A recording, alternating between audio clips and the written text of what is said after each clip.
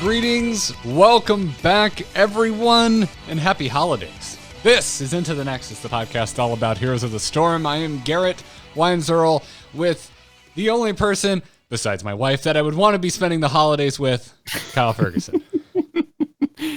It's good to be here, Garrett. If mom and dad are listening, I love you too. They're not. There's that obligation, right? To treat any mention of people you want to hang out with the holiday like an Academy Awards acceptance speech where you're not allowed to forget anybody that may accidentally come across your mention of people you're excited to spend the holidays with. Exactly. It's a given. The family is a given. Which means also Rexar, don't forget. Don't worry, I haven't forgotten about you. I can't wait to spend the holidays microing Misha with you. Rainer, I'm really looking forward to, just bringing the stutter step range game. It's gonna be a good time. I haven't forgotten about how much we love spending our holidays together. Sonia, we're gonna be given the gifts. Sonia and I are gonna be given the gifts of lane coverage all holiday long. It's a good gift. It is. How you doing, dude? I'm doing good. We're here on Christmas Eve today. We're going to record a very special episode, and that'll be pretty much a normal episode. There's going to be a mailbag. We got a little bit of news to do. But top of the show talk anyway, I went and got some coaching this past week from one CC Porky, who is a part of Crowd Control, does the coaching for that team as well. And I do have more information to act on, which is good. But it all means I have to work harder, which feels bad. So advancements were made, particularly in the line of Garrosh tanking. Oh, okay. Any like kind of bite-size snack pieces, kernels of wisdom that you can dish out to our lovely listeners at home if they're looking at Garrosh going, I know what'll bring the Christmas spirit. Yeah, they're all extremely obvious things like throw people in range. Throw backwards into your team based on the team you have, which isn't a very informative thought. So wait, hold on. Let's break that down. Based on your team you have, does that influence who you're throwing, or does it influence where you're throwing them? A little bit of both, right? Like throwing the tank into a backline where you have a Tychus, not such a bad idea. But play that exact game later and you have a Chromie back there. Probably not a good idea. And it's so obvious on paper, but it means you're thinking about one more thing while you're also tactically moving in this hero and trying to get things done. Actually, I think the biggest surprise during the coaching session was that all my bush choices were wrong, in that Storm League players favor certain bushes because of the way we play, but they actually aren't very good bushes to make the Garrosh ganks on mount that you want to. So for instance, Battlefield of Eternity bottom lane, I know in all my games, everything I've ever seen in Storm League, no matter what the league, we all like to pal around in that vertical upper bush, or vent as it were on that map. But the bottom bush, or vent, is actually longer, allows you to sort of gain momentum, if you will, get on your mount and kind of ride for a little bit, reach that full speed before they see you. And you also are playing on the side where the Merc camp is, so once you get a kill, your whole team is already located on that bottom half, and it's that much quicker to get to the Merc camp. Okay. So this is some real, like, eking out additional value. Very much for the league that my Heroes Lounge team is battling on, where the mistakes of positioning are a bit more minimal. If it's not exactly the best phrase, but they're much smaller. And so we have to make our own opportunities by being that aggressive. Also things like throwing people in range of towers is a good idea. It just really, really basic stuff like that. That just means I have to think more. And it's an exhausting proposition. These seem like the type of things, though, that are really obnoxious and you're going to have to actively think about over and over and over again while you're learning it and mastering it, but eventually will become second nature. Exactly. Have I talked to you about throw taunt at all? Throw taunt. I I don't remember having a conversation about it, but I can infer a lot from the fact that those are two things Garrosh can do. Yes. So when you grab a person and you throw them over your head, as they pass over your head, they still exist and they're in range of taunt. So when they land on the far side of you, they will be taunted and unable to use spells. Oh, and so is this a way to game the short range of taunt? Yes. Okay. And so also how to kill a Genji. Okay. So you're essentially, you're like kind of pre-taunting or mid-taunting. So you want to taunt them while they're in the arc of motion over your head. Exactly. So Li Ming, for instance, you throw her, by the time she lands and you get out your groundbreaker, you are going to have a Li Ming that teleports out of range of that, so the stun doesn't work and she sometimes gets away. So taunting her midair means she's silenced of sorts. As she lands, then you hit the stun, and that's a dead Li Ming. Okay. And I'm going to assume this is somewhat difficult? It takes a little bit of work. It's not exactly a natural idea to throw taunt, just kind of hit that button the second you do it, because you're already trying to hit the other button on the other side of your fingers.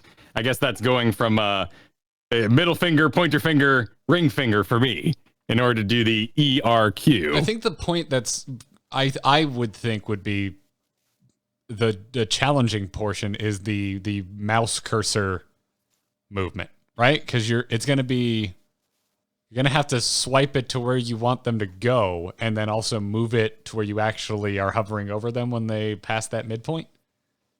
Yeah, you got to be clicking forward to get into the team fight, and then you throw your mouse backwards. Exactly. Yeah, but that's no different than what Artanis has to do when he's making a retreat. What firing Li Ming is doing, a stutter stepping Rainer, perhaps. But that's fair. They're using auto attacks. Yeah. Yeah, but I'm trying to think of like the number one way that could whiff, and I guess it would be like if you miss your cursor. Other than that, I received coaching on a comp that I hate, and hopefully we won't have to run again. But it was double support Gul'dan, and it was just awful. This comp.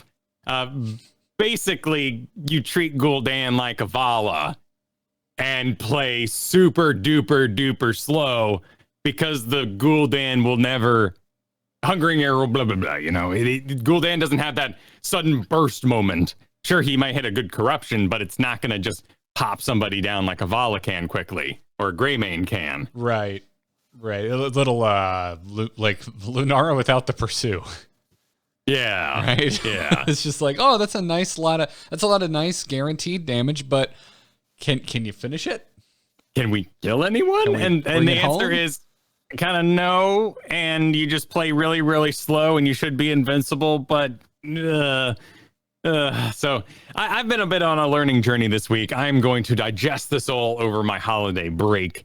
I'm going to take a big old week off. It's going to be real nice. You and I have been playing together a little bit more now that you've dusted off an old account, and we've kind of aligned our rankings.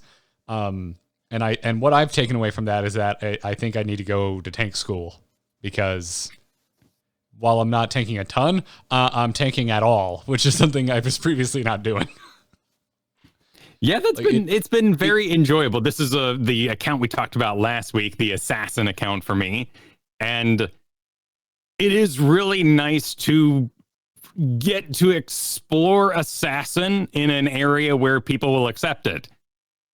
When I try to do anything but tank on my main account, everyone looks at my account and says, no. We see what you did. I've seen your match history. I've looked at your statistics.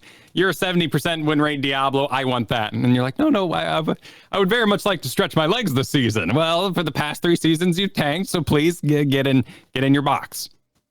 Yeah, I can understand that. And you have a lot more learning, right, to do over on the assassin side of things versus the tank, where you're really fine tuning. Whereas when you were talking about like your what you had to work on your Greymane, like it's much broader. But yeah, we keep finding ourselves in situations where I need the tank, and so I need to study up. Because right now it's just Johanna and hope for the best. That's my tanking strategy. Well, the big surprise, I think, for our time together on my assassin account and your main account is that you have uncertainty. of a massive regard. You are launching up 500 points a go. Yeah, I don't understand why. I'm not complaining because we've been doing very well. I don't know. I guess because I played with a lot of high diamonds like for the last few seasons. I'm sure that had somewhat of an effect. And now I've been playing with you, and we're step in step with, we're in the same league. So, but you know, I've certainly I haven't been playing a ton of Storm League the last couple of weeks because like a big Hearthstone update, big World of Warcraft update, and those are two other games I really really like. But it's been 2 weeks, man. It was like 2 weeks of me, playing quick match. I didn't expect that to have such a large uncertain factor because I'm right where I always am. I started low plat. That's where I live, man. That's my comfort zone. And here's the Storm. So I don't know why I rocketed to plat 2, but I rocketed to plat 2. I don't have an answer for you. Maybe because you always played with people not in your league in that 2-stack environment, like with Daribo, you garnish some sort of hidden MMR flagging of the system. Yeah, maybe but I always had like a 50% win rate, which is like I was always like more than happy to just continue playing with folks in higher leagues than me because it's more or less winning half of the time, and it felt like good even games. I had a really positive experience mixing leagues, but yeah, maybe it must have had some sort of an effect on my hidden MMR. That's the only thing I can think of. That combined with 2 weeks of quick match, I guess. It's a fascinating project. We are moving up very fast with the 500 points a win on those accounts. I have moved this quickly before, but usually after like 4 or 5 games, it's done. And we're double digits in now. So it's very cool that I'm main and gray main in there right now. When I say there's things to improve, I basically mean that Inner Beast is very poorly managed and sometimes turns off in moments when I would rather have it. And now it's on cooldown and I don't have it for the Immortal race and whatnot. So there are lots of mistakes that I'm making in that regard. I can't aim a cursed bullet. That thing is thin. That thing is tiny. So I'd rather go for the throw, which isn't going to last, I think, as I continue to level up this account. I think you should just send it, man. Just start picking it because, I mean, last night, I think 4 out of the 5 games we played, we were just like, oh, we have a front to back comp. And it just kept happening. It's like front to back. Do we have a front to back comp? Yes, we have a front to back comp. Because we ran into like double frontliners every game last night. And then usually also some kind of semi-beefy third hero on the opposing team. Plus, I think we had like rando Tychuses with us more than once. So it just kind of felt like, yeah, let's just embrace it. Let's just embrace this front to back. And then, so I think you're going to be okay. I think if you just go for the, don't go for the throw, go for the bullet. Yeah. The main thing I'm taking away from Plat League and now High Plat League is that people are really good when they're ahead. Like, I think it is popular to diss on High Plat's skills and execution, but I've seen, the essential combos like a Diablo Apex combo executed flawlessly. Yeah. I think the big problem is that people don't know how to play from behind in those regards. Everyone's very brave when they're ahead and they are terrified when they're behind, which is unfortunate because that's when you need to be brave because you need to make something happen. And something we're doing that I would really recommend everybody think about if you are wanting to climb those sort of leagues is we are managing the lanes really effectively. We are taking all the Merc camps. You're sometimes Sonya, I'm gray main. You're sometimes Malthael, I'm gray main. But that gives us so much power to get those Merc camps out while also having the lane clear to get rid of their Merc camps in time for the objective. And we fought teams who toe-to-toe us, Garden Terror, with Merc camps. We just sacrificed our team a little bit being late to objective to make sure that those things wouldn't run away with it and later would get a 3-4 level lead because of it. Yeah, but I felt like, and it's not like we were doing a lot of communicating with our team. We were not on comms. We were barely typing, but we were pinging. And I really felt I had a sense of patience from our team. Like if we pinged a Merc camp right before the objective, I felt like more often than not, the three pickups on our team would wait until we were close enough to start getting wild. And yeah, I'm experiencing something playing with you that I haven't experienced yet, which is this kind of freedom in that my understanding of how to play the map is like I'm freed up to kind of execute on it, because you and I, except for the games where I have to tank, are always on heroes where either of us can just go and take a merc camp. If it's time to do it, one of us can go do it, and we're communicating with each other, and so we can have that talk. I mean, how many times last night was I just looked at the mini map and I would go to you, hey, I'm just going to push this in. You guys look like you got it. And you would be like, yes, we do. You do that. And like that split second of like instant commitment to what was going on, it was just so relaxing and so freeing. And it's the type of thing that would have probably taken me upwards of like 20 seconds to decide if that's what I was going to do if I wasn't on comms with some other person that I trust their read of that whole situation. Definitely the lane management, and I think that stack of a bruiser and a lane clear campable assassin has really given us an edge and guaranteed that our team is going to have the lane clear and the map presence to actually get in there and get something done. I really enjoyed playing with your Johanna. I look forward to playing with it more. Yeah, I kind of have been reminded of the fact that I actually kind of like playing her. And I will tell you, way more fun with you on Greymane backing me up, because then it's a bit more enjoyable. Yeah, if I see something cool that could turn into something cooler, you're there to make sure that at least has a chance of happening. So, because, dude, Johanna with 4 randos not on comms, it's so boring. I find it so laborious. It's just like, I don't know. I'm gonna try and do things and hope people pick up on what I'm laying down. It is exhausting. It takes your cooldown. So even if you're in the general vicinity of the team fight that's breaking out the ARAM off lane area, you have just used the Sins Exposed blind on the lane. You use your condemn for clear, maybe even threw in a punish now because you were trying to speed it up so you could get that team fight. You show up missing everything but Iron Skin, and everyone wonders why everything went so wrong. I enjoy Johanna immensely more when I'm with a functioning team. Yeah. With you, it's like one committed assassin makes playing Johanna infinitely more enjoyable. So, yeah. But I will say this week did kind of take me over the edge. I'm in the Saltberg. What was the term from AZ Jackson? Salt Wall. The Salt Wall. Yes, I've scaled the Salt Wall, and I'm looking over at the valley beyond, and I see an extended period of time where Hogger will not be balanced, and I might be a little over it. The moment really hit me this week when I was laning versus Hogger, top lane Sky Temple on Malthael. And Hogger using the wall by the bush and the bottom wall there by the pit that leads to the sky, I guess, just started bouncing back and forth to clear the lane. And I'm Malthael, and I'm like, I should touch him. Yeah, I'm going to go touch him.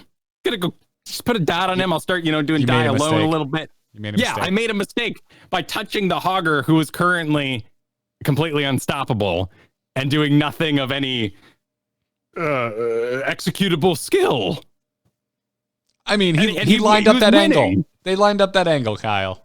They did, but if you're using cast on release, you can see the bounce angle. You know exactly when you lay the arrow over the arrow that you're going to do this indefinitely. But they knew to do it on release because they listened into the Nexus and heard that Cavalier guest episode. That's great, and a lot of them are using the exact build we talked about, and that's great. And I'm glad he is elevated to be a useful hero so soon after his release, when so many were so scared. I know how to fix it. We were going to have a bit of a lemon on our hands. I know how to fix this. We just need to stop making this podcast. We're letting out too much information. It's all our fault. There's no one else. Without this show, no one would know how to play Hogger. It must be true. I'm a little annoyed by Hogger as well. I really the range of uncertainty with when facing down a Hogger, it's just too great. Like I have a pretty good win rate against Hogger, but like it so depends on the quality of the Hogger player. Because if they're good, it just feels like there's nothing you can do. And you know, if they're bad, yeah, it's great. You laugh all the way to the kill bank. But they're just too oppressive in the right hands. I think I came around on Diva, and I like the information that Diva brings with her. Because if she has a bomb, I know she's going to be able to zone, that she's going to have a certain impact on this Infernal Shrines pit. There's a chess-like element, I think, to playing with or against a Diva. And a lot of it comes down to that bomb, right? There's like two big things you're tracking with Diva. Like the bomb is the biggest one, but also just like her generic health, because it's like, well, do we have a chance of popping around and actually killing her? But the bomb also plays into that. But there's this strategic element to how Diva impacts the way you play. And that I like. And it's something I feel like the majority of the player base has kind of wrapped their brain around. And I think it's healthy for the game. I don't know what to do with Hog Wild. Do you know what to do? Like, obviously they could tune the damage, but it's still unstoppable, right? And I feel like if you take away unstoppable, it loses a big part of what makes that ability something anyone even wants to bother with. Sure. Well, so I don't know. Although, I mean, your Malthael example would be, it wouldn't be a big deal if the damage was tuned down, right? Because then you could go touch him, and then the Hogger is marked, and you're draining with your Q. It's fine, and you didn't like get chunked for half your health because you went and put a mark on the Hogger. It's definitely coming from two angles there. On the tank side of things, I don't feel like he helps me out. If I get a Hogger on my team, they continue to talk about how broken they are and how amazing their hero is, and how could Blizzard even design this thing? I'm so broken. Check me out on the Infernal Shrines pit. I'm gonna bounce on 4 angles forever. I'm the best. And from the tank perspective, I'm going, what are you doing for me? I'm so happy you get to take a drink, finish your beer while you bounce around the objective. But could you help me peel a little bit? Like, I've got this Bala here. She'd love if you knock someone off her a little bit. Well, I mean, that's just like play style and etiquette, right? Because I've had some Hoggers I've really liked. One of the Johanna games I played, we had a Hogger, and like one good Q. It's just like, oh, sweet, wonderful. You did so much with that one ability. Thank you for helping field this battle and the positioning of the enemies. So like a Hogger can bring that. It's just that there are certain Hogger players that they don't. They just want a tornado. Which I can't blame them, because the correct reaction to a tornadoing Hogger is probably to leave it alone and deal with something else. It's not going so Kerrigan fast in that pit that you need to get there immediately, that you couldn't deal with the rest of the team and then deal with the Hogger. And I think it's still going to be a while. In fact, bringing this up, we did get a little blue comment this week about a Tychus bug. This is from Melting Point, the level 7 talent, where if you get hit, you get a damage over time effect. And that damage time ticking is not allowing you to mount. So most poisons, most effects that damage over time, outside of Living Bomb, which actually has a spike of damage when it explodes and dismounts you, do not stop you from being able to mount. And Tychus is right now. Also, Sammy's Q, which removes all damage over time effects, is not removing this damage. So clearly a bug. And we got a Blizzard comment that said, thanks for letting us know, this should be resolved with the next patch. So all we can infer right now is that there is going to be an X patch. Yeah, no mention of when it's coming, but because of the time of the year that we are in, I think you're right on the money. Don't expect any changes. I think the heroes that we have right now is the heroes that we're going to have until sometime in January. I think that's okay. I think that Hogger's fine. Maybe I'm just too disappointed in a world where I'm running the Tychus, the Malthael, to see a Hogger do Hog Wild and basically have to think of it almost like bye-bye on old Chromie. Like Swift Strike Genji leaving, like Hanzo floating over a wall. It's just like, oh, there he goes. All right, stay out of the way of that. We're not gonna mess with that thing. Disengage. Yeah. There feels to be a lack of counterplay. Because all the heroes you just rattled off feel like they would be pretty solid counters, but doesn't always work out. And with the popularity of Loot Horde, too, they do basically have a Swift Strike that they can fly away on. And that is leading, and it is affecting all leagues of play. We have bruiser creep. But that gets into our CCL talk a little bit. I mean, we started talking about it last week, too, with just the way the solo lane plays out, right? But yeah, let's get into that CCL talk, because we've had players talking openly about how they would like to see the game changed in some pretty strong fashion, starting with Prismaticism, who is suggested or is spent a lot of time talking about how insane of an advantage getting first pick is. Talking how, you can ban anything, first two bans, while second pick has to ban Medivh and Hogger. And then also talking about the one healer per team limit. Which is a hope of them. Yes, that they want, saying that double support enables, quote, so much garbage and covers for almost all mistakes. It also suggested replacing Garden with Braxis. There's quite a bit of map talk bouncing around right now. Let's deal with the first conversation here that is happening. Clearly, there is an end to the honeymoon period. Lots of players came back to Heroes of the Storm, hearing about the CCL firing up, wanting to participate in a game, that they love playing. They enjoyed their time, and now those little nitpicks are starting to really rise to mind as every team has sort of refined their strategy, maybe fell into a rhythm. But most of them, at least with the amount of coaches and everything I'm hearing about, are continuing to innovate and always trying to come up with new and exciting things that they could run.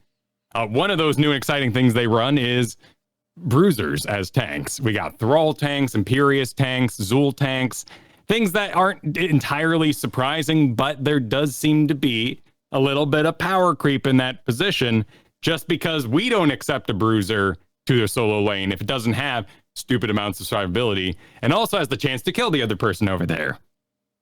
So another reason maybe why like Dahaka has been left in the background. We're missing a lot of that kill potential as opposed to something that brings more CC like that Thrall later on.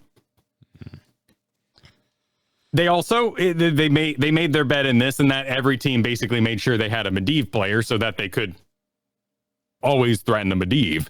So the bans have really settled into, we're just going to, exactly what he says, ban whatever we want, force them to get rid of the things that they know will first pick, like the Hogger and Medivh. By the way, Age of Cassie is coming to an end over there because of Uther. Uther being off tank, or at least double support, is just stopping Cassia's movement, meaning that she doesn't have her armor, meaning she's locked down, she's not dealing any damage, she's interruptible during fend, if that's really that big of a factor in CCL, because they don't fend very often. And this plays into the conversation of, well, you could ban it, but there's the Medivh and the Hogger basically required bans. How do you manipulate that? Exactly. And then there's this camp talk going on, or map talk. Yeah. Garden with Braxis. So Prismaticisms, I think, is one that I'm talking generally here. I think most players would listen to and go, okay, maybe I can kind of see it. This doesn't seem like completely insane. We'll talk about Cure's suggestion in a second, which I think would make some people go, I'm sorry, what? Could you repeat that? I had something crazy in my ear. But so replacing Garden with Braxis. What do you think about this? It's not a popular thought. There are plenty of people who hate Braxis as well. But I am not one of them, but that's why I asked you. I think everyone knows about my Braxis bias. But we're also hearing from other players like Cure, and in fact, everyone in the CCL is sort of in agreement that the Triglav is completely undertuned. And Warhead Junction... God, dude, what is it with the Triglav? It launched, and we just ignored its existence. Yeah. And they buffed it up to the point where it is a decent sieger, but now we're ignoring it again. How can they make Triglav make sense? To me, the biggest issue is that it just takes two heroes off the map. Right. That is the main problem, is if you take two coordinated players and put them inside a device that does less coordinated things, they might as well not be in it in the first place because they'll be more impactful. The main problem I think a lot of people see is that it doesn't scale well. The Triglav isn't impactful in the first go, and it's not big enough to win the game at the 25-minute mark. So basically, you have a map that is guaranteed to go late game. And because of that, the strategies can become, let's say, a little toxic. You end up with these extreme late game teams. So you don't get to see more unique strategies or even building snipes or avoidance of team fights to try to get a lead later on. Huh. I mean, I don't necessarily think a battleground that inherently goes longer is a bad thing. But again, like there's everything we just said about the Triglav does seem like a design concern. If at high levels of play, like you just don't want to interface with the main objective of the map, that is a problem. But at the same time, like I understand. Do you think Prismaticism is coming from a point of sick of Volskaya always going late game? Let's go to Braxis because it is always a quick map. Because then I go, why don't we have both of them? So we have this mix of always late game map and always a short game map. Well, Kier is saying that he wants Warhead Junction instead of Volskaya. Yeah, Kier's insane. Kier's crazy. Well, Kier is crazy, but he's a great kind of crazy. I got to interview him this last week. This is another one where I go, I actually kind of dig the Warhead Junction post tunnels. It's volatile because it's just, suddenly the entire team is here. But that's something you can adjust for, right? The more I've played it on quick match, the quicker you become aware of this fact, and you're just, the second you see enemy icons disappear from the minimap, you need to keep that in mind. So I do want to entertain this for a minute because I kind of like the changes to Warhead they recently made. Well, I think, too, you're just allowing for more strategies when the objective deals the siege damage for you, and you have those tunnels that make you global in a sense, because you can run a team on a big map without globals. You can run a team that is strictly team fight or single target damage and has very bad lane clear siege because you are always going to go for those bombs out there. Yeah, and it's an interesting draft aspect, right? Like the way Warhead, the reality of Warhead now encourages you to draft in an interesting way, and I think that makes for interesting spectation, right? Like, is there half of the spectating of Heroes of the Storm is the draft, and so if you can, we can get a map pool with maps that have a strong influence on the way you're going to draft, it's more interesting. I think, too, going back to the Triglav, it's going to quickly become one of those Genji Medivh sort of situations for Storm League, where you put two normal players with normal executable abilities into a Triglav, and you're not really losing anything. You might be gaining something in the ease to fire those various lasers and guns without the danger of putting yourself in danger. Right. The protection that the Triglav provides. Exactly. But on the high end, they're using it as basically a turret to walk in. I mean, like a spawnable turret that takes aggro from the buildings over a hero and dropping it off to tank a building. Or they are running down middle lane with one person in it, just putting their squishy in there to be noisy, see if they can get some walls. And yet in Storm League, we are expected to do mid wall, top, get the well. And there's this very extreme rhythm that guarantees a successful Triglav.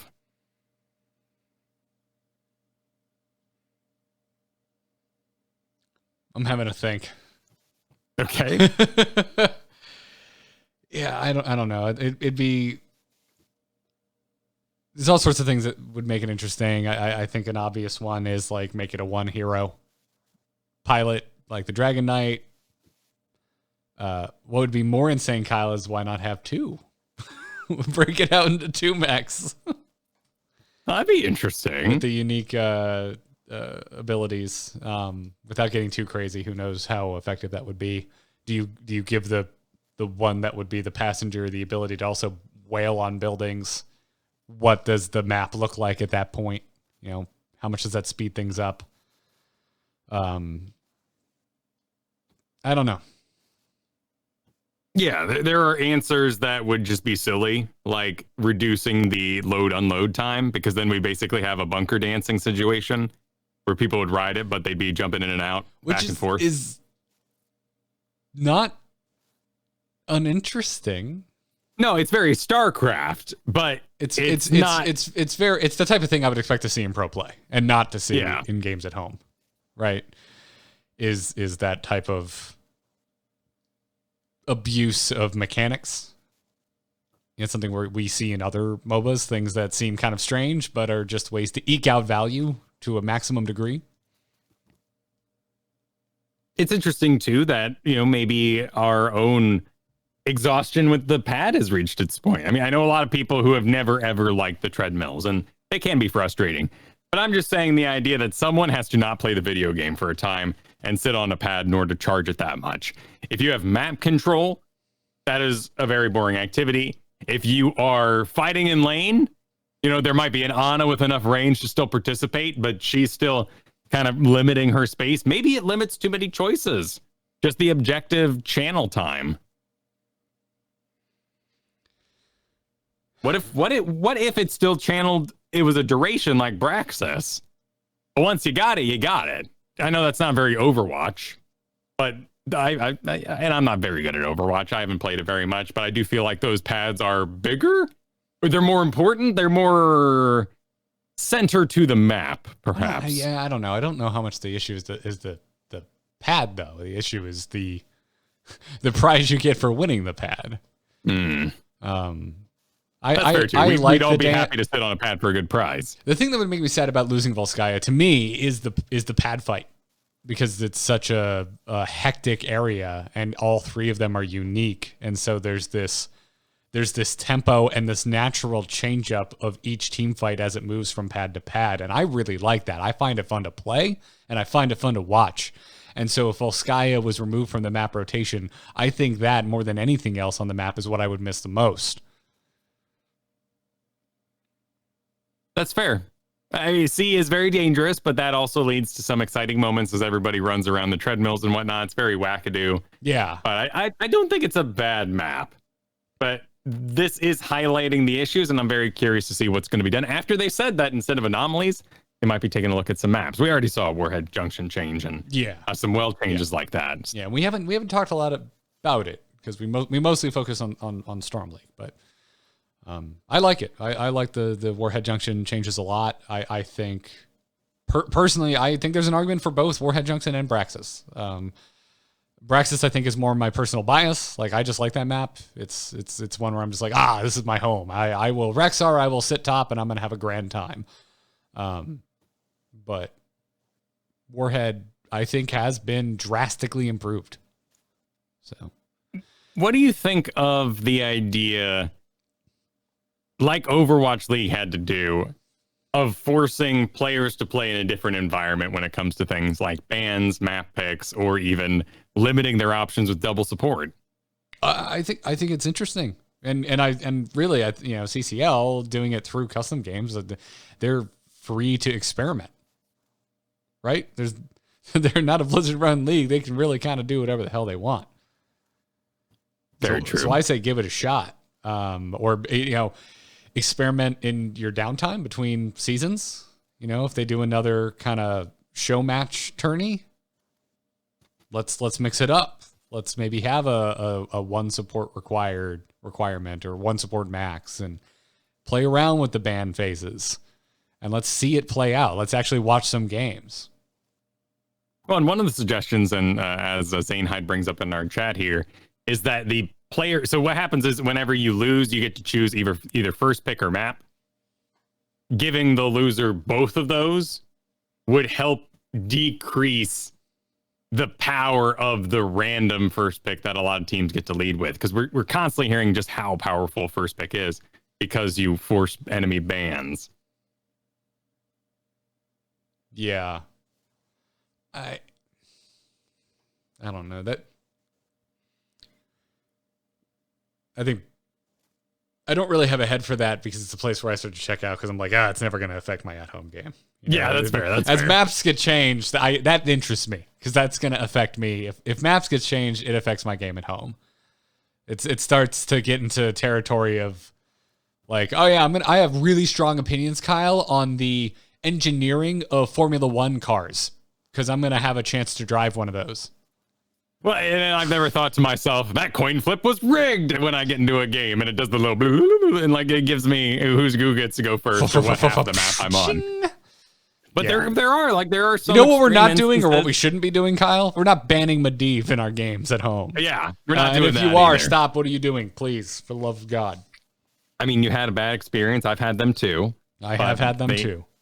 Yeah, but just aren't frequent enough. Well, of course, with the it depends of, I know the person on the other team, they're a Medivh main. Okay, that makes sense. But yeah, that's the kind of stuff where I'm like, I see the issue, but it's not one that I'm particularly interested in because it's not going to affect me actually playing games at home.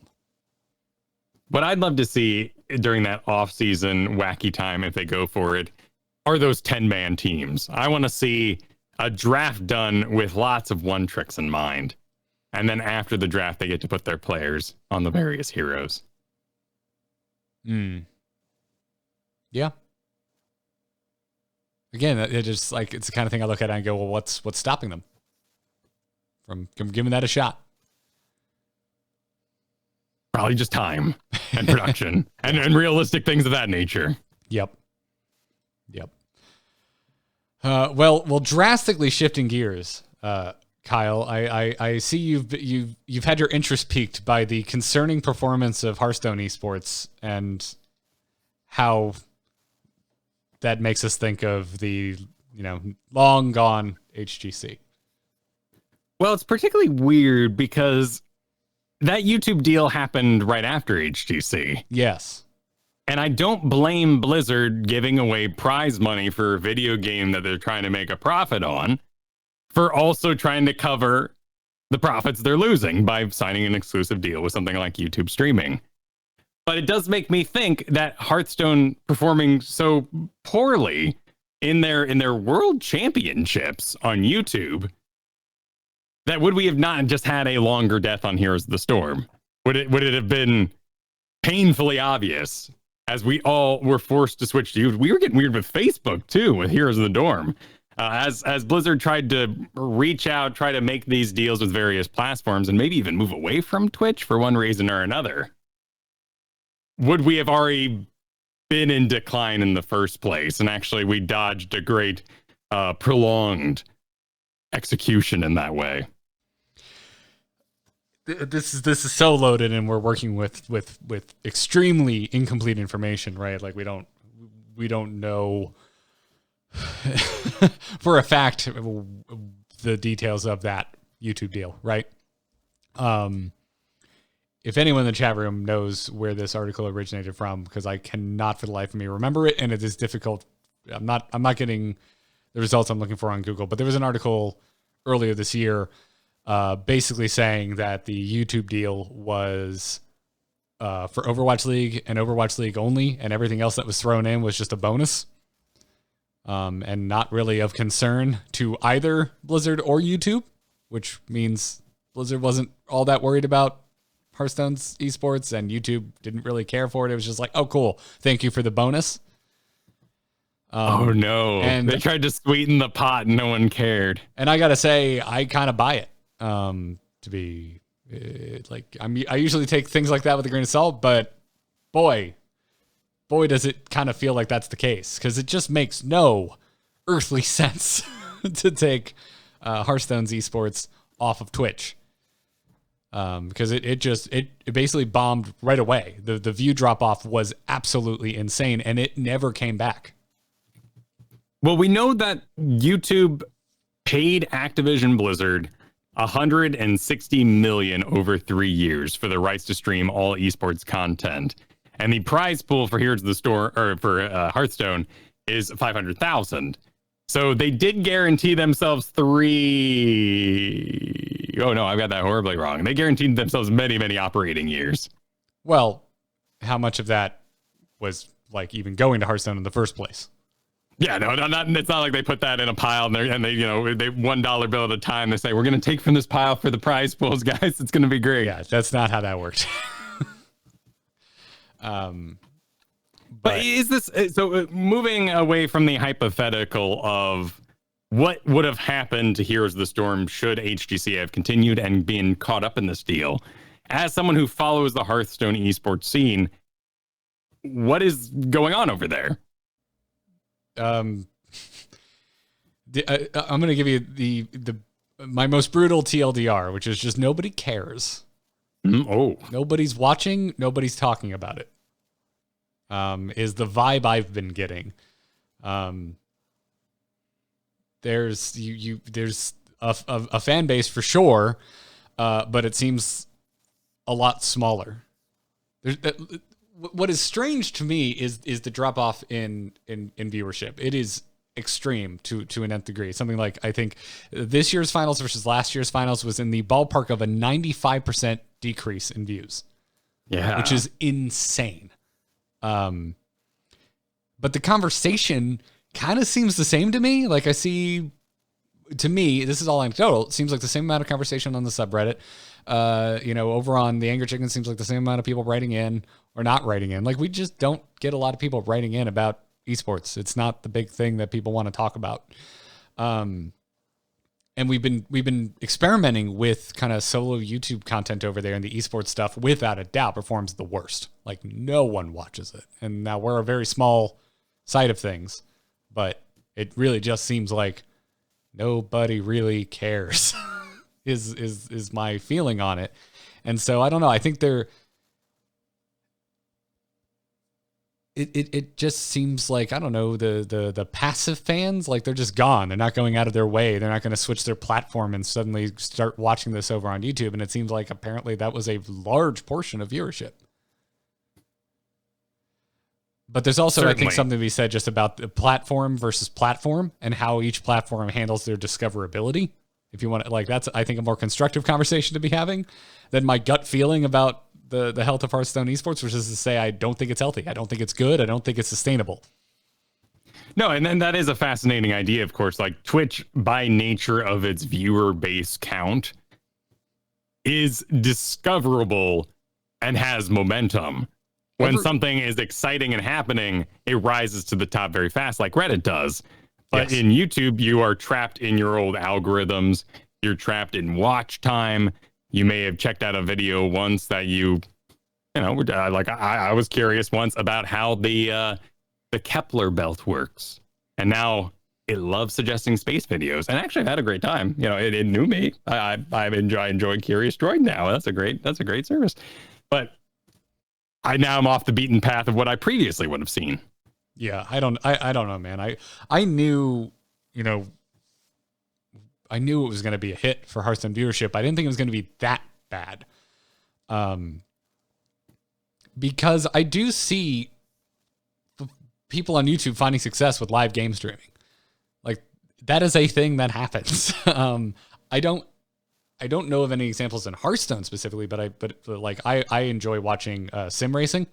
That's another weird thing I enjoy watching. The ones I'm aware of, they have a big YouTube following and they live stream on YouTube and it does well. So, and what I find strange is the fact that there's a ton of very successful Hearthstone YouTubers. So there's clearly a Hearthstone audience on YouTube. Why hasn't that translated into esports views? And I have all kinds of like mini thoughts that are really Hearthstone specific, and I don't think applicable to this conversation we're having in regards to the what ifs. What if HCC had stuck around and whatnot? But I just don't know, man. I find it so strange. So at the end of the day, I think just Twitch is just better for the most part, in a broad sense, for live streaming for games. I mean, it is the Kleenex of live stream when you're just like, you're watching on Twitch. Like, it might be a Facebook Live, it might be a YouTube Live, but like Twitch is just what you think of when you think of watching live games. I always wonder if I should stream on Steam. There's always like two people on there, and I don't know, someone's shopping for a game. it might be good. Maybe, right? Like I would much rather be a big fish in a small pond than a medium fish in a giant pond. personally, but that's also its own strategy and philosophical conversation. But it's just weird, man. It to me, it reeks of corporate meddling to a really obvious degree, which is something I usually don't bother talking about. We don't usually get into that conversation, but I think in terms of Heroes of the Storm, it would have. It's all a what if, and it's all whatever. But like, if HCC had stuck around, I think it would have been the best thing that could have happened to it. Is what happened with StarCraft, which is StarCraft 2 re-entered the hands of third-party tournament organizers. And I'm still watching GSL, and I'm still having a great time, and it is still a phenomenal, healthy esport with fantastic production values, and I'm not worried about it going away. I'm currently worried about Hearthstone esports going away. So I think to your talking point at the very beginning, which was, hey, if it had stuck around, would it have just been a longer death? I think yes. Does Hearthstone, it supports for the full year, like every tournament that goes is officially run and then leading to this World Cup, right? Yes. It's you have Grandmasters, and then you also have the Masters Tour stops that feed into Grandmasters, and that's basically it. And it's all Blizzard. It's all official. Yeah. How interesting. There was a lot. I mean, this year there was also like no LAN events because of COVID, but I mean, how much does that really play a factor?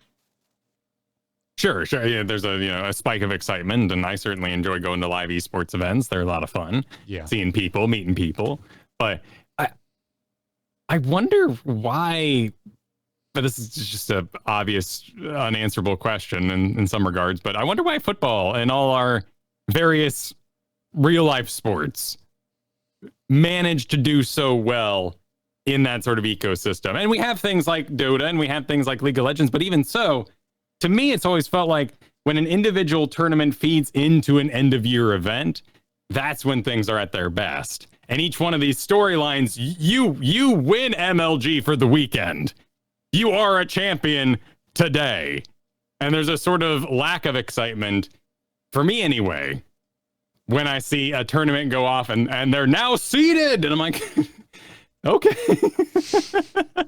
And plus, I also have a bit of problem with seeding because sometimes it can lead to useless matchups, which can be a lot of fun in a 1v1 game like StarCraft, because then they're just going to get really wacky and you're going to get some players doing things they wouldn't normally do. But in a team-based game, when you've got 10 people committing to not exactly taking it serious, then it just feels like too much of a joke. Yeah. There's a lot to unpack there. I mean, and I don't think it really lends itself to a HOTS conversation. But fair enough. But yeah, I think there's too many games being played. I think it's too samey for too long of a period of a time. You know, we even had this with HGC. I think back at a certain point, there was just too many games being played. I don't know. Fewer games makes things more precious and also makes watching the games not feel so similar. Yeah, there was definitely a time when they tried that, when everything, or a lot of the matches were offline, and then they tried to keep the final matches going. But there was a lot of complaints eventually. I think they ended up dishing out replays, and then HGC sort of did everything every single weekend, and that was just too much. Either way, this isn't a doom and gloom conversation for me. This is more of a interesting look at the changing landscape of esports. And with the CCL seeming successful at the moment and continuing to gain momentum, I'll be curious to see if anyone else gets on board, in which case we could find ourselves back in a BlizzCon finals kind of world. Yeah, I agree. It's just, this is interesting to look at from the ongoing strange history of Blizzard esports perspective, right? Because we here in the HOTS community, we feel like victims of that history. And now it's hard not to look at Hearthstone as another victim of strange esports strategies. Yeah, it definitely reeks of a little bit of, hey kids, you're gonna love it. Yeah, this is a creepy this is it's not a good look. Not you know what is a good look? Our wonderful listeners, Yes, exactly. Yeah, let's see what they've got to say, and let's crack open the mailbag. Darkness stopped calling. Does anyone else hear that buzzing? Hold on. Darkness just texted me. You can send your emails to itncast@gmail.com. If you're a patron, drop us a question right there in the patron Discord. Check it out, patreon.com/ITN. Joshua writes in, says, on the subject of events from past episodes, as a casual player, events bring me to the game. Whether through an interactive game board, building a mech, or participating in a luchador event, when there is something for me to engage in, I actively play. I feel like I'm earning in-game currency and XP at a good pace, and I'm encouraged to park myself in HOTS as my game of choice, as it stimulates what I feel is the closest to a battle pass the devs come to. I even, wait for it, spend a few dollars here and there on cosmetics I find appealing as a thank you to the wonderful art team's work. Why do these go away so often for long periods of time? When the events go away, I go away, lured by other games' battle pass systems that keep me engaged, and only by listening to your podcast do I learn a new event has launched and it's now time to come back. But these events aren't always new. A lot of times they are rehashes of the same old events, which is okay. I'd love to earn items I missed previously. Don't they want me engaged all the time? Can't they find a good rotation of old and new that runs year round? Nexomania, Mechastorm, toys, Suns Out, etc. There's so much to pull from while they work on new content at a slower pace. Signed, Joshua. Yeah, I mean, I think Joshua's kind of hitting on a feeling that a lot of players are experiencing right now. I mean, for me, like, yeah, Mecha Storm is a big one that I liked the way they gamified it. I really wanted to build that mech, get that skin, and interface with that system. And I don't think I was aware of how much that and like the toys event kind of was scratching that, constant unlock, constant progression that battle pass systems bring in other games. I definitely play more quick match. I play more random. I pay attention to my quests more. And if I have a siege damage quest, I'm looking at Nazebo. If I have a healing quest, I'm looking at, well, something maybe not like Uther. I'm changing up my picks and enjoying quick match more during those times. Same. So I agree. But is it, is it a Christmas every day kind of thing? Does it need to be special? Do we, without, ignoring the fact that the holiday event didn't happen and we didn't get an answer on it, would it lose its luster if an event constantly back to back happened over the year? Well, I see that as that's what battle passes are, because they're never really not there in the games that have them. So to that, it's kind of, at least the way it works in those with like season rollouts of battle passes and whatever game you play that has a battle pass. Maybe it's Apex. For me, the one I've interfaced with a lot is Call of Duty, and now Hearthstone's new one that made everyone mad. But I kind of dig it, actually. I think it just needs a little work, but overall, I kind of like the way they built it. I think it has good bones. To me, it's you naturally become uninterested in it kind of towards the tail end of it, because of your own personal natural desire to continue grinding it. You either just get bored with it and you're kind of done just playing the game, and so you're done, and you'll get excited again when the next battle pass comes out and you see what new things you can go and get, or you've literally unlocked everything you care to unlock. And so you kind of have your own natural personal, I'm done with this feeling, but there's still something there that links to the next season rollout. And so in that way, I think other games have proven that it works. Hell, I really liked that the toys event just kept going last year. I thought it was fun. I had a good time with it. I kept unlocking stuff. It was enough of a carrot to chase at the end of a stick. Well, and the game board itself was quite infinite, at least for anybody playing with slightly over a casual investment. I know some people, 50 laps completed the board and were unable to get more rewards. Where's Drizzling Rose at? You in the chat room today? Yeah, she's a farming champion. Yeah. Every item in game on a free to play account, I believe. But Yeah, I mean, I think Joshua's got a point here. I mean, to a certain degree, and I think we covered this when we talked about the lack of the event. Like, we're really seeing the reality of a smaller heroes team, and that's just what it comes down to. Last year we had a lot of repeat events, but they stretched them out longer, and I think it worked. And today, or this year, repeat events, sequel events. I was personally really happy to see Nexomania return. Nexomania was one of my big favorite events. So yeah, I think Joshua's got a point, but at the same time, I can't help but wonder about events we haven't seen repeated and wonder if there are technical limitations to re-implementing them. Like, does Suns Out just not work in a post 2.0 environment? Was Suns Out post 2.0 or pre 2.0? I don't have an answer for you, so I will say either way. Either way, you get what I understand your point, and certainly there could be odd things tied, like maybe Suns Out, Guns Out, Tychus is his old balance, and you have to somehow delete that, enter the new stuff. I would love to play a game that has the level of gumption of, got no better word for cojones that Fortnite does. Like, they turned off their game for a weekend. That's badass. Like, I honestly love the idea that Deathwing comes in, or is coming.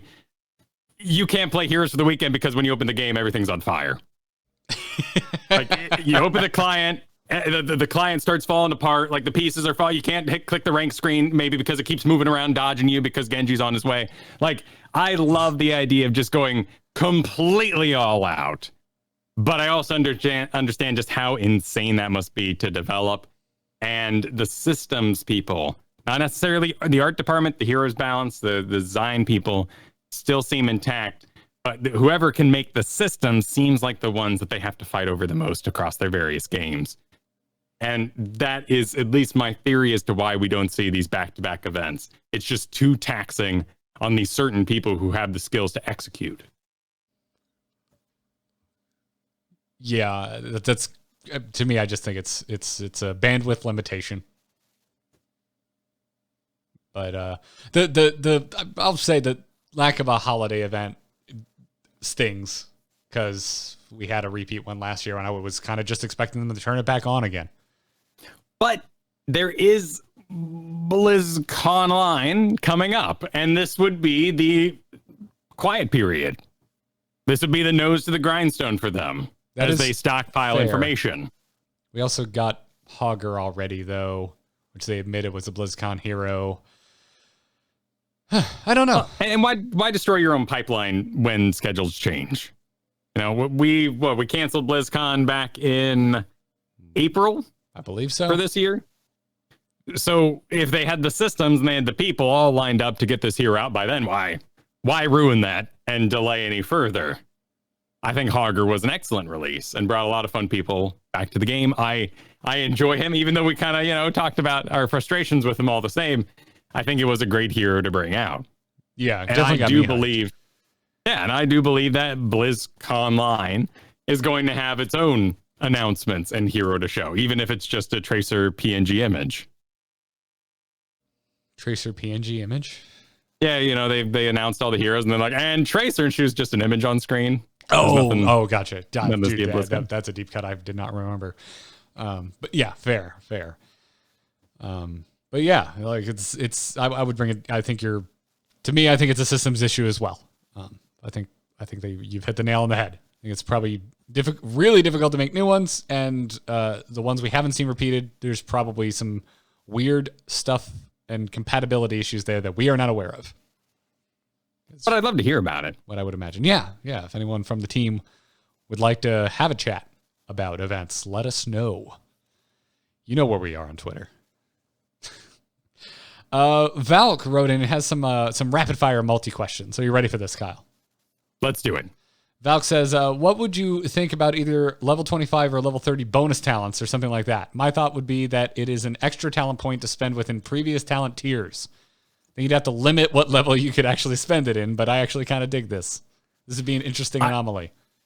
I don't want that late of a power spike, because then we get into situations where people won't play to end. Last thing I want to hear is at the 35-minute mark, if we would have held out for another 5 minutes for that team fight and hidden the base, that we could have had our special talents. Can we do it in ARAM so that it hopefully makes it actually end? Okay, that'd be fine by me. Can we add like level 25 siege talents across the board in ARAM, please and thank you. I mean, honestly, just an exponential level system where the damage starts getting ridiculous. What's it called? Super Smash Bros. When everyone has 300%, and you have to. Oh, I don't know what the mode is called. Oh, it's not a mode. It's, that's called playing against. That's called playing against a Donkey Kong or a Bowser. That's what that's called. Yeah, because they're sitting there on 300% and you still haven't killed them because they're so friggin' heavy. That'd be kind of fun. That was playing against my roommate in college. That's what that was. Enter knockout mode. That was me screaming at 3 a.m. Just die already. Yeah, that'd be interesting. Sudden death. So, there you go. Another one. I believe they have another BlizzCon hero ready for BlizzCon line. I don't use that silly name. Who do you think will be a big enough splash for BlizzCon line? It's not a rapid fire question. I gotta think on that one. I gotta have a think. Who would blow minds? I know everyone's sick of the Warcraft heroes, and they said that next one won't be a Warcraft hero, but Warcraft heroes make splashes, man. It's the hard truth. We all know our Warcraft heroes. Big name Diablo heroes always go over. Like Ball would make everyone lose their minds. Any of the unused Diablo hero classes would be a big one. I could see a Diablo druid.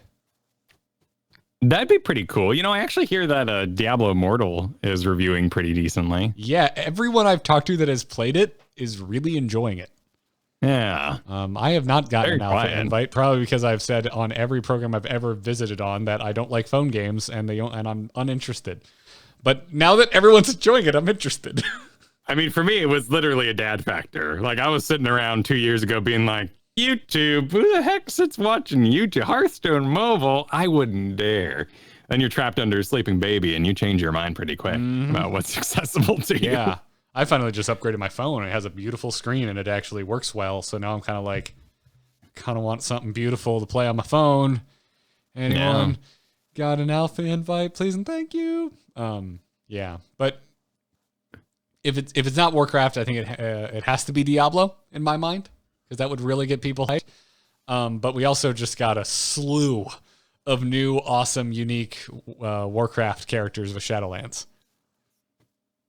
That would be neat. I don't feel like the teams communicate that exclusively between each other, that they I think it has nothing to pre-plan. Do with it. I think it has nothing to do with it. I think it's just like, if you're thinking about like new and exciting, like get Sire Denathrius or the Winter Queen from Shadowlands. That would be really cool. Honestly, I think Zenyatta would be a lot of fun. And with Overwatch 2 scheduled, or at least leaked or announced or theorized to be coming out around February 19th, kind of coinciding with BlizzCon line. That's one too. We haven't seen them walk back. We've had dev comments explaining why Reinhardt would be extremely difficult. But Zenyatta could totally work. Oh, I played the hell out of Zenyatta's my favorite hero to play in Overwatch. Even though he's pretty fun. But I like the idea that you could support in a more mark kind of way. We do have heroes that clearly mark you with like Tyrande, Hunter's Mark for the enemy team, Malthael. And you got Whitemane. But I'm just thinking on the support end right now. The support end. Yeah. Lots of marks across all the various heroes. So Tyrande's is like straight up damage. Like,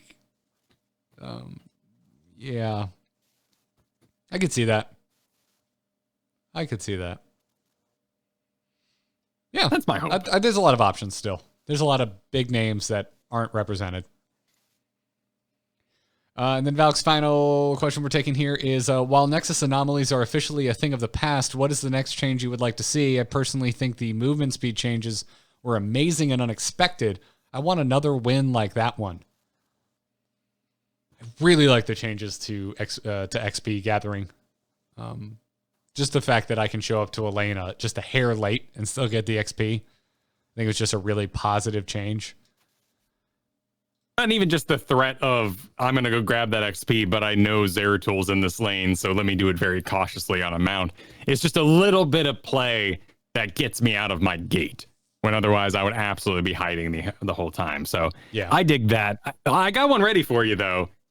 It's not super anomaly, but we have in the replays a bar up top that shows all talents. And I would like that to just be in the main game. I get to see heroics on my side, but I'd like to see all talents. Dude, not that I have to see enemy cooldowns. That's fine to hide. I understand that that's a nice little skill thing, but I don't think I have to find tactical reasons to hit the tab and cover my entire screen. I think of myself as someone very... that I can, with a strong sense of being able to just read something visually, even if it's tiny, and a strong understanding and readability of iconography. That top stuff does nothing for me. I have no idea what's going on. But you can hover over it. I didn't know that. Well, that makes. I mean, how many replays have you really watched? That's a lot of tiny squares to hover over. Yeah, but you head up there and you're like, okay, I didn't understand this auto attack looking picture. That's battle momentum for Johanna. Oh, okay, Johanna has battle momentum. I will change the way I play. Where often what I do is, and plus I really like it because all the heads and all the faces are all pre-laid out. And so when I go to check a talent later, I'm already aware of where the heads are. What happens is I see them up top. I know who I'm fighting. I saw the draft, but I hit the tab screen for the first time at the 7-minute mark or whatever. And my brain goes, who now?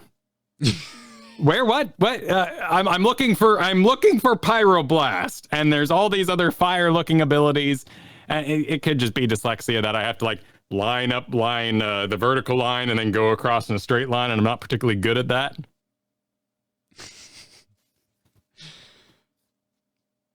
Sure. It'd be more convenient. Sure. I'm all for it. But I don't have any other crazy anomaly ideas that's really ringing around. I still kind of want them to try just making Wells invulnerable until like walls are down or something. I'm pretty happy with Wells right now. I think they nailed it. It takes long enough, and I've seen the strategy greatly drop off. Hanamura is still a thing. Hanamura is still a thing. Yes. Hanamura is still just a shit show in my mind. I'm not a huge fan, but right now I prefer Mei on Hanamura, and it's the only time I really play Mei. So that's kind of my sweet present to myself for getting that map. Because then I don't have to lane clear with Mei, because it's 2-lane. Warhead Junction anomaly. Every map that doesn't have tunnels gets tunnels now. Enjoy. No, I have nothing I feel strongly about, Valk. Sorry. I feel strongly about the tab screen. I don't think that's an essential skill that you should. I don't think in the middle of what game should we play? I don't know sports very well. In the middle of a football game, there should be visors that pop over their eyes so they can see what's going on. But football is a game that is nothing but constant taking breaks. That's true. It's more of a turn-based game. What's more of a real-time MOBA game? Soccer's longer. Racing? A little turn-based. It has moments. Racing. Okay. Yeah. I mean, I guess they pit, but that's way fewer and further between than downs in football. Listen. With the blast shield down, I can't see. How am I supposed to fight? Are you suggesting through a Star Wars reference that we use our feelings, Kyle, and not check tabs? Not hit tab, not check talents? No, actually, I don't have a good continuation of this analogy because you're gonna eventually die. That's when I am not going to put up the tab screen and then leaf on a wind my gray mane inward because I have a feeling I'm going to hit the right thing. I mean, really, Kyle, I think we could just up our win right there by only allow us to hit tab while dead. Maybe. It's honestly not the most tragic thing. I realize it is a skill. I realize there's a lot of people, particularly old StarCraft players, who hit tab rhythmically throughout the game over and over to keep their APM up and stuff. So Doribo in the chat room asks a great question, which is, if we unbind tab screen, is that turning off our targeting computer? that's a good point. I think that's quick cast, by the way. I think turning quick cast on is turning off your targeting computer. Yeah, that works. That's kind of deep. Use the force, Vala. Yeah, that's kind of deep. But don't do it, Hogger. No, Luke should have more information. He should use the targeting computer, really. Why can't he use the force and the targeting computer at the same time? Probably because he's a noob. A Jedi with the force as his ally could use both at the same time. He's a farm boy, man. I don't know. Plus, I mean, the Obi-Wan and Anakin were basically wearing scouters, so, why was technology better in the past? No, they weren't. Yeah, they had those little head wrap things with the little thing that went over their eyes when they were in the ships. Where the fun begins. There's nothing over their eyes. It's just a little microphone so they could talk to each other. Oh, I thought it was like, a cyberpunk dystopian projector set. No, it's just a little mic piece, if I'm remembering so it uncivilized. correctly. So uncivilized. Well, that is the movie where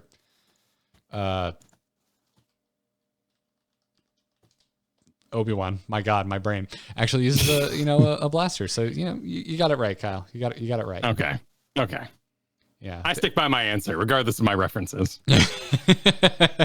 Okay, I'm sorry. I was giggling in the background to make sure I didn't get this wrong. There is a piece of metal that comes around the top of their forehead, but it's just the part that holds it onto their head. There's no screen. Oh, okay. It's more like a Backstreet Boys microphone so that they can sing while dancing. Oh, all right. But don't they take it off when they get out of the ship? I guess because they're in range to talk to each other. Because they're shoulder to shoulder at that point. Right. Yeah. And then they have their communicator that was a women's razor from the late 90s.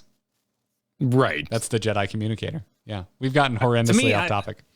I've never really thought that. It looks like one of those little whistle things that goes whee with a little fan inside. I'm not following. You don't know? It's like a little plastic tube. It has a fan inside. You blow it in, and it makes a noise. It's like the musical equivalent of a kazoo, but with a fan inside. It's not advanced technology. I definitely missed this in my childhood, Kyle. You did. You probably didn't have Santa Seekers either. I have to know now. What is a Santa Seeker? Santa Seekers are, you take 2 toilet paper rolls and put them together and paste them together and then decorate them so you can have binoculars to look for Santa.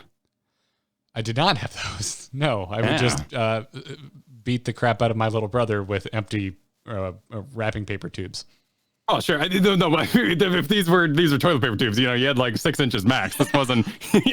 Those are just daggers. Those are just daggers. Sailing on the high seas. If you're outfitting your D&D crew with tubes, that's your rogue. Your rogue gets the toilet paper rolls, and your warrior gets the full length wrapping paper tube. Listen, there wasn't a lot in New Mexico growing up, so we had to play with toilet paper tubes. Did the reindeer eat peppers? Is that what you left out? They had carrots. There was carrots. We had carrots. Now I want some New Mexican food. They did put hot peppers in the chocolate, though.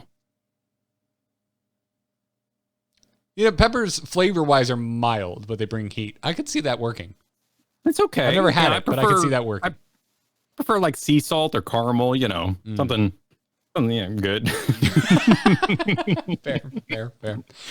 Anyways, Xanthanarium, right? Sin. That's how I'm going to choose to pronounce that one. I have a big tinfoil hat crackpot conspiracy theory prepared for you guys, so feel free to ready the X-Files theme. I don't have that for you, Xantha, but anyways, Xantha's logic is as follows.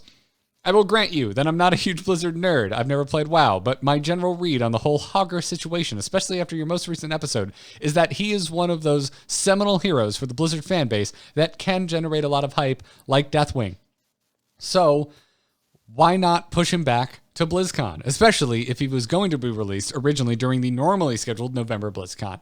Now, I know that, as you mentioned, us HOTS fans don't care about when a hero is released or how much hype is built for it, as long as we get to play it ASAP. But from a dev's point of view, the health and popularity of their game is paramount, and I feel that they lose anything by... I feel that they lose anything by pushing back a non-publicly known release date, while they have everything to gain from the extra publicity, much like they did with Deathwing. That is, unless they already had another rework or hero release planned for a short while after February, and they wanted to leave us room for balancing.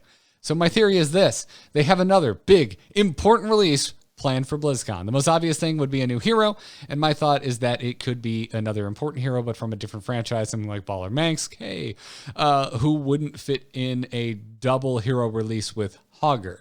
But it could also be some sort of important balance patch, like maybe an overhaul on something like Cleanse, although that seems less likely, or maybe finally a custom/arcade mode, although I find this even less likely. I truly believe that would be the best way to breathe more life into this game.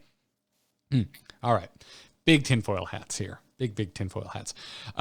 First off, we got Alexstrasza and Hanzo together, so I would say there is nothing stopping them from putting two heroes together that have basically no connection beyond Batman, Superman going, Martha!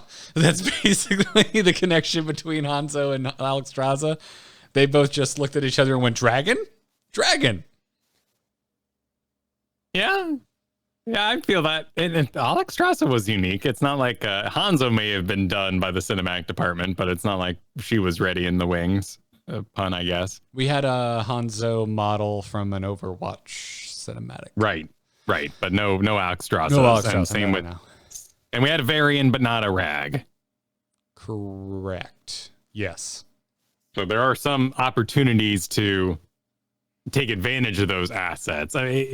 But we don't get those anymore in Heroes of the Storm. If we didn't get one for Deathwing, we're never going to get one again. Probably not.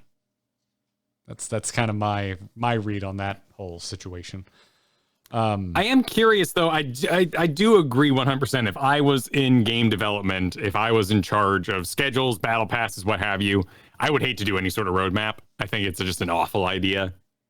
But it would be very cool to hit BlizzCon line and see two heroes, or what's coming this year, and let us just enjoy that fantasy going forward as far as we can take it. We're gonna get Belial this year. We don't see a kit. We don't know what it means. We just know we get him. I like that. Yeah, because I think roadmaps are scary if you don't hit your dates. Yeah. And Heroes has never had a good track record with promising things. No, and I think that it's insane to assume that. The hero level up rework, like that is a huge system to do any amount of work in. I mean, they're doing data entry for basic websites is insane. Yeah. And I don't, that landed kind of harshly. I didn't mean it to, but like there's been like the old BlizzCon trailers always had, you and I reference it all the time, the words flying at the screen, and we have not gotten a lot of those words that flew at those screens. So, that's just kind of my thought there. We've never gotten like a actual roadmap from Heroes, but the fact that we've gotten like hype trailers like that with things that we never ended up getting, I don't think we're ever going to see a roadmap, and I don't really want one, or I don't like this stress or concern that would kind of bring in. But I like the idea of this will be here by the end of the year, date to be determined. I like that. That's good because I trust them to be able to hit that. We got a few heroes this year. I think we can get a few heroes next year. Seasons would be very cool to tie it to. Not necessarily that comes with the launch. It would also give us a lot of things to chew on slow weeks. It's like, hey, well, what maybe do a you little think personal Ball's kit's gonna be? Yeah, and then stop it. I'm too hopeful that's gonna be a hero someday. Don't ruin their kit. And it's like, no, we know what's happening. Like we can actually theorize a little bit and maybe put together some comp ideas and whatnot. Yeah, it's fun. It's fun to be. There's nothing I love more as a content creator than the freedom to be wrong. Yeah. Just give me a little bit. Just give me a little nugget of something to be wrong about. And I don't want to look the gift horse in the mouth either. I know we are all like, oh, Hogger's supposed to be BlizzCon. What you got for me now? Well, I think a lot of that comes from the reworks we saw this year, in particular with Gazlo and Diva. Even May. the heroes we saw this past year brought a lot of chaos. They are loud and outside of Tassadar, survivable. Poor Tass. Tass is fine. He is stupid popular. I got to play him the other day in a Storm League and I lost, but it didn't feel like my fault. I totally get why people play him all the time. Because you literally sit almost as far back as Chromie with half the work to do. And if you hit your skill shot, you feel great. And when you miss, you're like, well, it's kind of slow. It's not my fault. Jaina, there's all these choice structures you're making about dropping blizzards. Tassadar, you drop a storm, you're like, did lane clear. It was great. I might have buzzed on someone. Maybe they felt it. I don't know. It was great. I hit my shock ray twice that game. I feel pretty good about myself. Yeah. But yeah, I think the curiosity and the desire to know what's next comes from that place, because we didn't fundamentally shake up the ARAM game, if you will. We did shake up the solo lane. I think the solo lane is as healthy as it's ever been. The options are enormous for what you're going to put in there. There's a lot of room for passion. Even in the tank role, as much as I like to say I don't want to play Johanna, there is a lot of room to think about what you're going to do. Every tank feels viable. A lot of the bruisers feel viable, maybe to the point that they're so viable they become tanks. But we're maybe over that investment a little bit. And we're ready for that next Vala Grey main.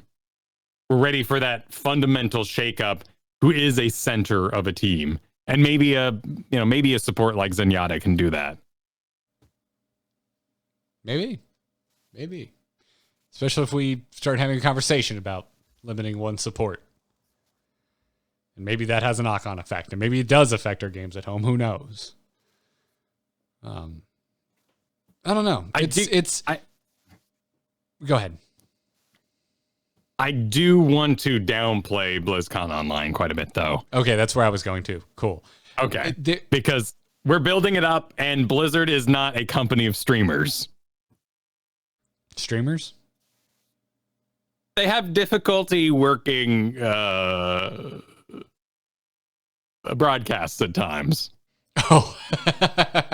Oh, man, that was something I left out of the Hearthstone esports conversation. The audio was probably the worst I've ever experienced during the large portion of the finals. Anyways, I didn't realize that's where you were going with the downplaying of, like, don't expect it to be really well produced, which I think it could be. BlizzCon, they hire a lot of outside teams to come in production wise, and I don't see why they wouldn't do the same for a bunch of pre-recorded, online streamed pieces. I think we're gonna see some nice pieces. I bet we're gonna see a mix of well done, well produced with like a camera crew, pre-recorded bits, and also very approachable, human feeling webcam stuff. I think it's gonna be a mix of the two. I would be very much for the produced stuff. I think it would be very cool to see what development of video games been like over the last year a little bit, maybe visit some homes, see what these systems they had to develop just out of curiosity were, because that's we go to BlizzCon and think, how do you make video games? Like, how do you make video games this year? Would just be a curious topic for me. But I really hope it is more in the produce, let's show you videos and get it done in 3 hours department, rather than we're going to do a talk with questions from the chat department. I'm excited about hopefully playable demos from my home damn computer. That would be cool. About. They've done it before. It was true. You were able to do it. Now it's ridiculous because it's an old game, but we were able to play the World of Warcraft Classic BlizzCon demo on our home rigs. And I did actually, because I didn't really want to sit and grind Vanilla WoW at BlizzCon, but when I got home, that's exactly what I did. I wanted to just go see how it felt again. What I wanted to downplay BlizzCon is just in terms of Heroes of the Storm in general. Like, I think the team has, I think, done a good job of managing our expectations and being real with us about what they can realistically accomplish. And so the thing we haven't talked about, because it's not fun to talk about, but I think there's a very real chance there's not anything Heroes related at BlizzCon line. Could be. which would be a bummer, but I look at the Hogger thing and just like Heroes moves at its own pace now. Yeah. It moves at the pace that it can move, and they are getting us stuff when it's truly ready by their standards. I realize we had a big long talk about how we'd change Hogger. Hogger's complete for the most part. There's some odds and ends, but we've always had odds and ends with releases in Heroes of the Storm. There's always been weird little quirks, bugs, things that need to get ironed out. I don't see that as I don't think Hogger's any worse than previous releases. No, and something like the feature that he breaks after 3 odd collisions to avoid bugs, to me is perfectly sane and fine. Yeah. I don't call him half-baked or anything like that in my head. No, I don't think it's that bad at all. Especially after experiencing things I do think are half-baked in other Blizzard games this year. So Ooh. Hearthstone, man, it's been a weird year. But they've also been trying a lot of new things, which I want to give them credit for. But They picked up their speed, yeah. Yeah, but it definitely has felt rushed over there. And a little Heroes like also in that, like, did you have to package all this together? Why didn't we get like roll out one at a time? Well, and that's all statistics. I 100% believe that those big piles of stuff make people show up. Yeah, that is. It's the reason why you don't go to the toilet paper store, you go to Target.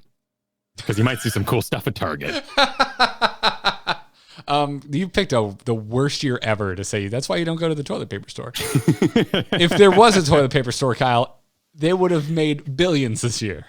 It would have been the biggest throwdown ever. Yeah, they messed up. You know, it's you got your day old bakeries. You got your EB Toys. I can't think of a more boring shopping experience than the one time in my life I went to the Container Store.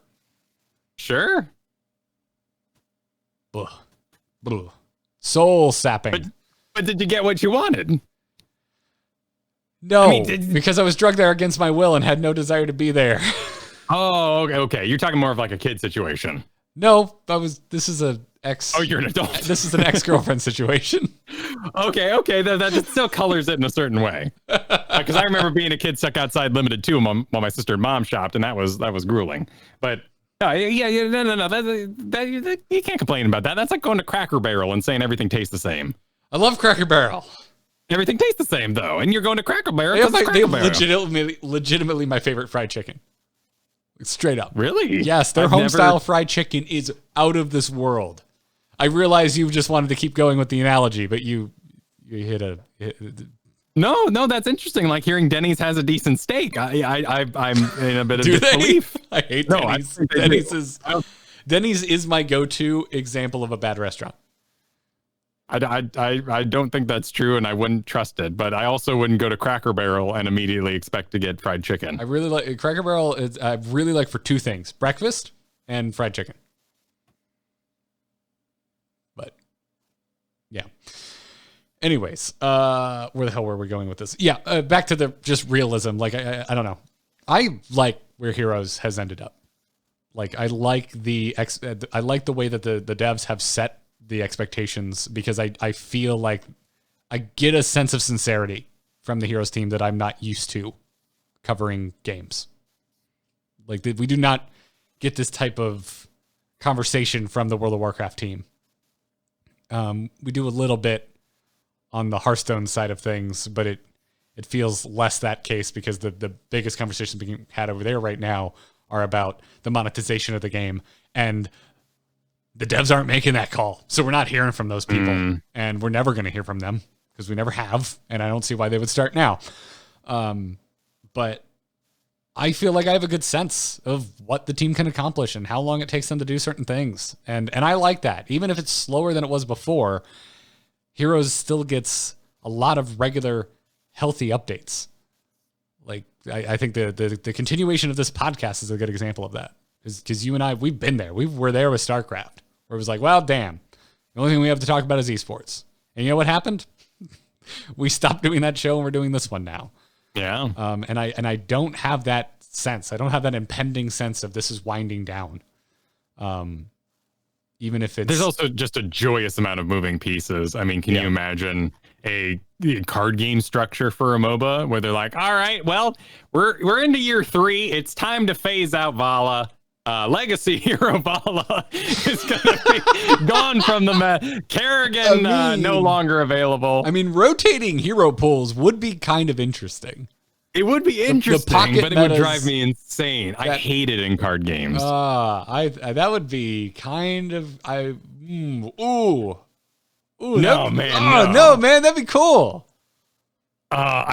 It destroys my investment. I totally understand it because you want to come out with this cool card now that would be broken alongside this other card. So you make a legacy or wild or non-standard format, and it just kills any investment I have in your game. I'm used to it over the years for Magic the Gathering, so that's the place I put up with it. It's just what happens. Just play limited, Kyle. Then you don't need to ever worry about. There's no sense of permanence to anything. I don't.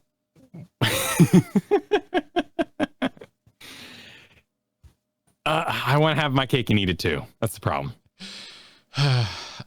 You can just buy a big enough cake. Because then there's still cake after you eat some cake. Man, I see what you went with there. Just keep buying cake. Heroes is a big enough cake. Is the point I'm trying to make. All the joyous meal choices and flavors at Denny's or Cracker Barrel.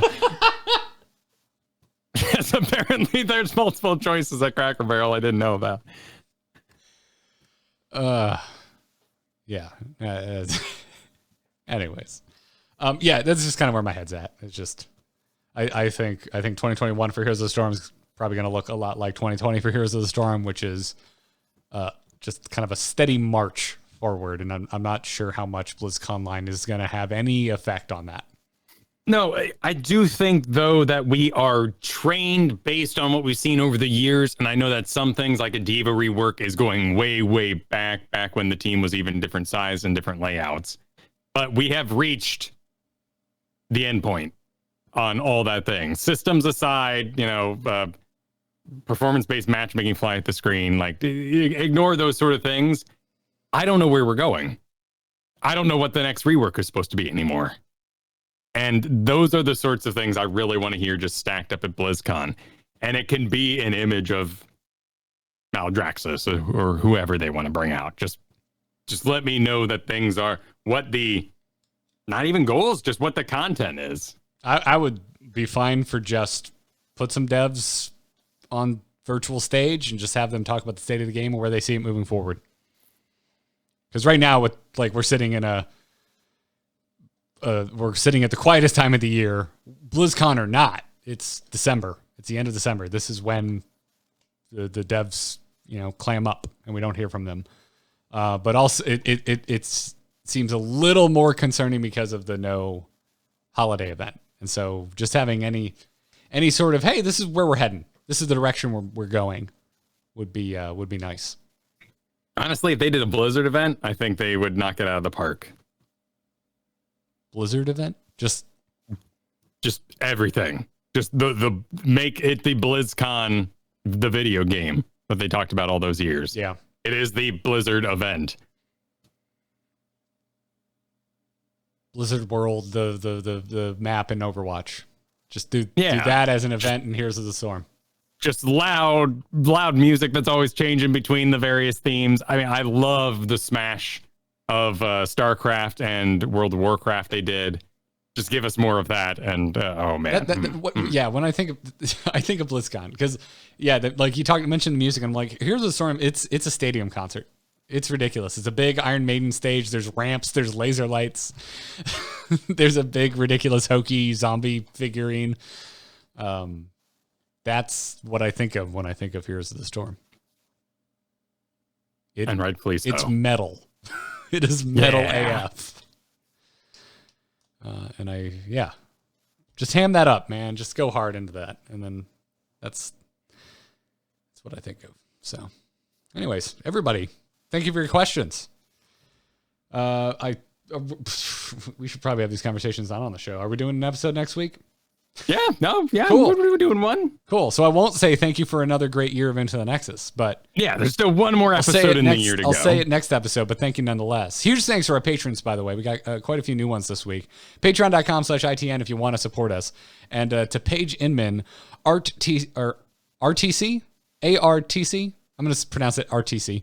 And Jeff Bourbeau.